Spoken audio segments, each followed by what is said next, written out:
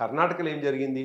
అనేక రాష్ట్రాల్లో, ఈ దేశంలో ఉన్నటువంటి అనేక రాష్ట్రాల్లో, కాంగ్రెస్ పాలిత రాష్ట్రాల్లో కొన్ని సందర్భాల్లో అయితే మన రాష్ట్రంలోని ఉమ్మడి ఆంధ్రప్రదేశ్లో 5 మంది ముఖ్యమంత్రులు మారినారు.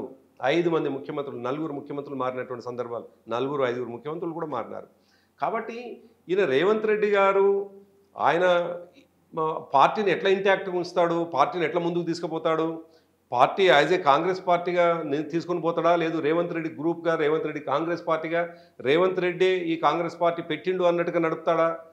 అది మనం చూడాల్సినటువంటి అవసరం ఉంది. నా మాటే శాసనం, నా మాటే జీవో అని అంత స్ట్రాంగ్‌గా అనౌన్స్ చేసిన తర్వాత పబ్లిక్‌గా అనౌన్స్ చేసేసారు. ఆ దిశగానే ముందుకెళ్తున్నారు. వెరీ ఫస్ట్ అభ్యర్థిగా మహబూబ్ నగర్ నుంచి వంశీచంద్ర రెడ్డిని అనౌన్స్ చేసేసారు.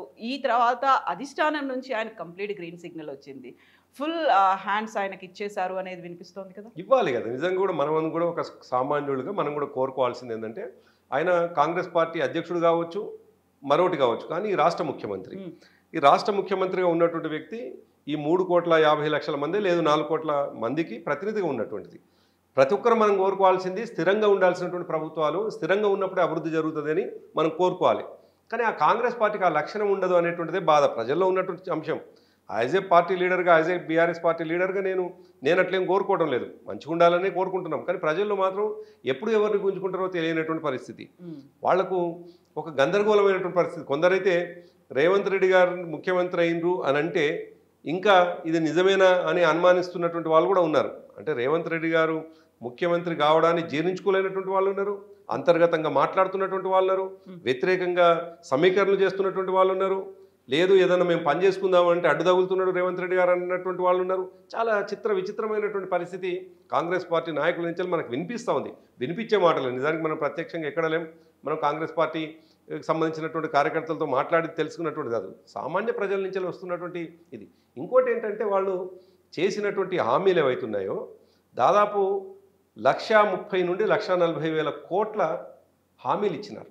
నిజానికి వాళ్ళకు వచ్చే రెవెన్యూ రిసీట్స్ ఏంటి, రేపు ఏ పద్ధతిలో వాళ్ళు ఇచ్చినటువంటి హామీని నిలబెట్టుకుంటారో నిజానికి అర్థం కానటువంటి పరిస్థితి, ఒక గందరగోళం. ఇప్పటికీ మనం చూస్తూ ఉన్నాం, గ్రామీణ ప్రాంతంలో ఎండిపోయిన పొలాలు కనిపిస్తూ ఉన్నాయి, నాట్లు కనిపిస్తూ ఉన్నాయి, ఇప్పటికే వరిసేళ్లకు ట్యాంకర్లతోటి నీళ్లు పోస్తున్నది కనిపిస్తూ ఉంది. కొన్ని దిక్కులైతే కరెంటు లేక 2 గంటలు 3 గంటలు కరెంటు పోతుందని తెలిసి బావుల కాడికి పోతే తేలు కొట్టి పాము కొట్టి చచ్చిపోయినటువంటి వార్తలు చూస్తూ ఉన్నాం మనం. ఇటు ఒక గందరగోళమైనటువంటి పరిస్థితి. ఒక బాధ్యత కలిగినటువంటి పార్టీ నాయకులుగా మనం కోరుకోవాల్సింది ఏంటంటే స్థిరంగా ఉండాలి, అభివృద్ధి జరగాలని. కానీ ప్రజలు సుభిక్షంగా ఉండాలని కోరుకుంటాం, కానీ ప్రజలు అనావృష్టి వైపు పోయి నష్టపోవాలని కోరుకునేటువంటి వాళ్ళం కాదు. కాబట్టి నష్టపోయే పద్ధతిలో ఈ ప్రభుత్వం చేయకుండా తమ ఇచ్చినటువంటి హామీలని నిలబెట్టుకోవాలని మాత్రం పక్కా డిమాండ్ చేస్తుంటాం, పక్కా ఎప్పటికప్పుడు అలర్ట్ చేస్తుంటాం. కాంగ్రెస్ పార్టీలో గందరగోళమైన పరిస్థితి ఉంది, విచిత్రమైన పరిస్థితి ఉంది అనుకుంటే వాట్ అబౌట్ బీఆర్ఎస్లో కూడా అలాంటి పరిస్థితే ఉంది కదా. అంటే ఏ రాజకీయ పార్టీ కూడా జీవితకాలం అధికారంలో ఉండదు కవిత. మేము కూడా అంతే, 10 సంవత్సరాలు అధికారంలో ఉన్నాం. సరే, ఎందుకు ఓడిపోయినాం అనేటువంటి విశ్లేషణ ఇప్పటికే చాలామంది చేసినారు. చాలా తీవ్రమైనటువంటి విశ్లేషణ చేసినటువంటి వాళ్ళరు, మా మీద విమర్శలు చేసినటువంటి వాళ్ళరు, లేదు మా మీద ఉన్నటువంటి సానుభూతితో మంచిగా మాట్లాడినటువంటి కొన్ని సరి చేసుకుంటే బాగుండు అన్నటువంటి వాళ్ళరు. ఇదంతా కూడా జరిగిపోయినటువంటిది. మేము 10 సంవత్సరాలు ఈ దేశంలోనే ఒక అద్భుతమైనటువంటి అభివృద్ధిని చేసి చూపించినాం, సంక్షేమాన్ని చేసి చూపించినాం, ప్రజల మనసుల్లో ఉండిపోయినాం. డెఫినెట్గా 10 సంవత్సరాలు చేసినటువంటిది నిజం. 10 సంవత్సరాలు ప్రజలకు మంచి చేసినామని నమ్మి ఉంటే మళ్ళీ మమ్మల్ని 5 సంవత్సరాల తర్వాత కంపల్సరీ గెలిపిస్తారు. కాబట్టి 5 సంవత్సరాలు ప్రతిపక్షంగా ఉండాల్సినటువంటి సందర్భంలో సహజంగా కేవలం ప్రభుత్వం మాత్రమే ఉండాలి, ప్రభుత్వంలో ఉన్నప్పుడు మాత్రమే మేము ఉంటామని వచ్చినటువంటి వాళ్ళు స్వార్థపూరితంగా కొన్ని నిర్ణయాలు తీసుకుంటుండవచ్చు. దాని నుంచి వచ్చేదే మీలాంటి వాళ్ళ ప్రశ్న. కాబట్టి దీన్ని పెద్దగా మనం ఆశ్చర్యపోవాల్సినటువంటి అంశం ఏం కాదు.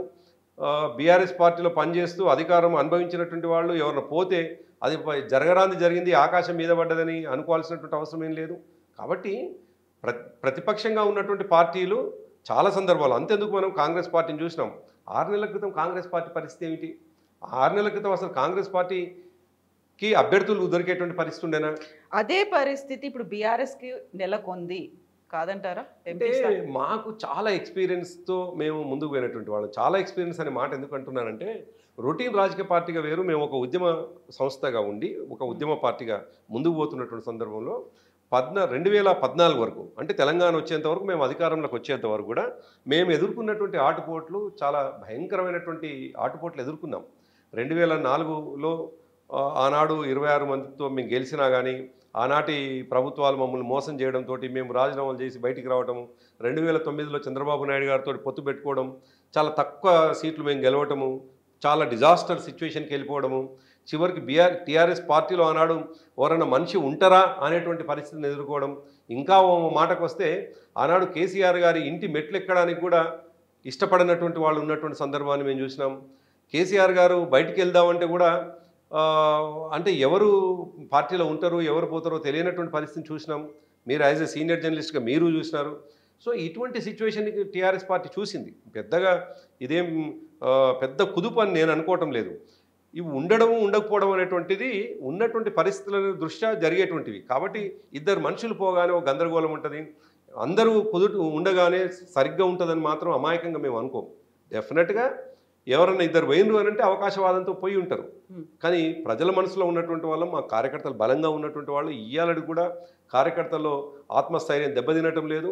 ఎక్కడ మేము సమావేశాలు పెట్టినా చాలా ఇంకా ద్విగుణీకృత ఉత్సాహంతో ఉన్నారు. చాలా ఉత్సాహంతో మళ్ళీ మేము 5 ఏళ్ళు కష్టపడదాం, ప్రతిపక్షంలో ఉందాం, కొట్లాడదాం, మళ్ళీ కేసీఆర్ గారిని ముఖ్యమంత్రిని చేసుకుందాం అనేటువంటి దాంతో కార్యకర్తల్ని స్ట్రాంగ్గా కలిగినటువంటి పార్టీ డెఫినెట్గా మనుగడ సాధిస్తుంది. అంతేందుకు మీరు చూసినారు, కార్యకర్తలతో సరిగ్గా నడిపినటువంటి పార్టీని మనం చూస్తే 2014లో ఆనాడు పక్కా వ్యతిరేకించింది తెలుగుదేశం పార్టీ తెలంగాణని.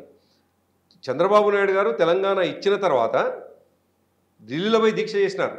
కానీ కార్యకర్తలు ఉన్నారు కాబట్టి 15 సీట్లను గెలిచినది ఆనాడు తెలుగుదేశం పార్టీ. కాబట్టి మాకు అటువంటి అపనమ్మకము, ఆత్మవిశ్వాసం కోల్పోవడం ఏమీ లేదు. మాకు విశ్వాసం ఉన్నది. తప్పకుండా కార్యకర్తలు మాతో ఉన్నారు. ఒకరిద్దరు నాయకులు పోవడంతో మేము బాధపడతాం. కానీ పోవడంతో పెద్దగా మేము నిర్వీర్యం అయిపోయినాం, మొత్తం ఎక్కడదక్కడ అయిపోయింది అనేటువంటి భయపడేటువంటి పరిస్థితులు అయితే మేము లేవు. ఓటమి తర్వాత వరుసగా పార్టీని వీడుతున్నటువంటి సీనియర్ లీడర్లు, మీరు ఎవరైతే చెప్తున్నారో ఉద్యమ కాలం నుంచి మీతో కలిసి నడిచి వచ్చినటువంటి లీడర్లు వదిలి వెళ్ళిపోవడం దెబ్బ మీద దెబ్బ పడ్డట్టు అనిపించట్లేదా బీఆర్ఎస్? అదే అన్నాను కదా, డెఫినెట్గా ఒక ప్రతిపక్షంలో ఉన్నటువంటి సందర్భంలో ఫేస్ చేయడానికి ధైర్యంగా ఉండే వాళ్ళ సంఖ్య చాలా తక్కువ ఉంటుంది. అది మేము ఎదుర్కొంటున్నాం ఇవాళ. దాంట్లో ఏం అనుమానం లేదు.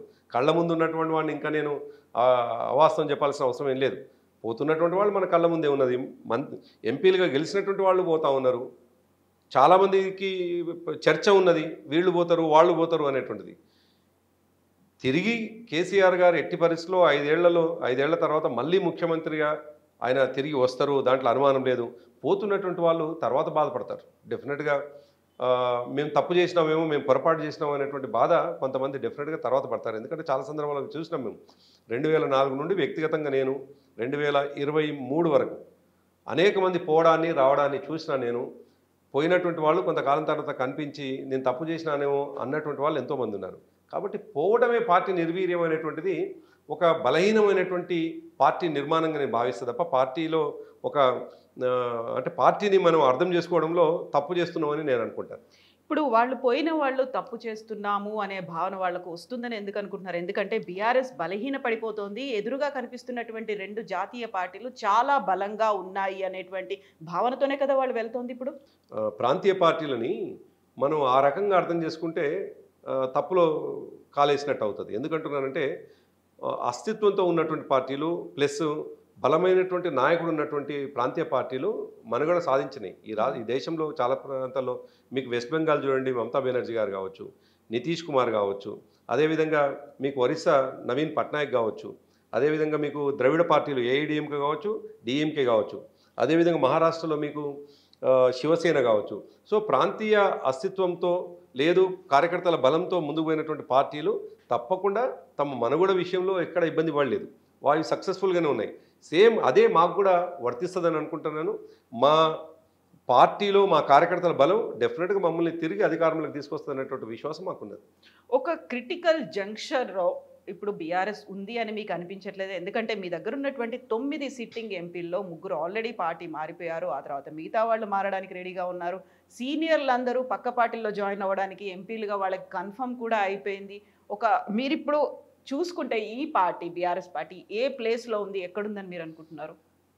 ఎక్కడ ఉందంటే ప్రజల మనసులో ఉన్నాం, ప్రజల గుండెల్లో ఉన్నాం. మేము చేసిన విషయాలన్నీ కూడా గుర్తుపెట్టుకునే పద్ధతిలో ఉన్నాం.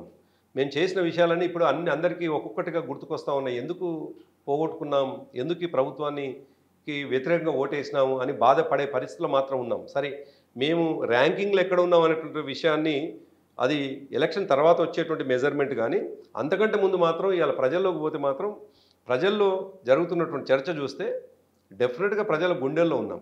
అయితే అయినప్పటికీ నాకు ఒక విశ్వాసం ఉన్నది. మేము గతంలో గెలిచినటువంటి 9 సీట్లకు ఎట్టి పరిస్థితుల్లో తక్కకుండా 9 సీట్లను కంపల్సరీ గెలుస్తామనేటువంటి విశ్వాసం మాకున్నది.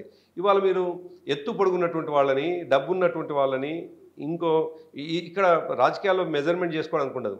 మీరు గత ఎన్నికలను ఒకసారి బేరీజ్ చేసుకుంటే 2019 ఎన్నికల్లో, పార్లమెంట్ ఎన్నికల్లో బీఆర్ఎస్కు వ్యతిరేకంగా గెలిచినటువంటి ఎంపీలను చూసుకుంటే ఆనాడు చాలా అసలు బలహీనంగా ఉన్నటువంటి వాళ్ళు, వీళ్ళు గెలవరు అనుకున్నటువంటి వాళ్ళు కూడా మా మీద కొంతమంది గెలిచినటువంటి వాళ్ళు ఉన్నారు.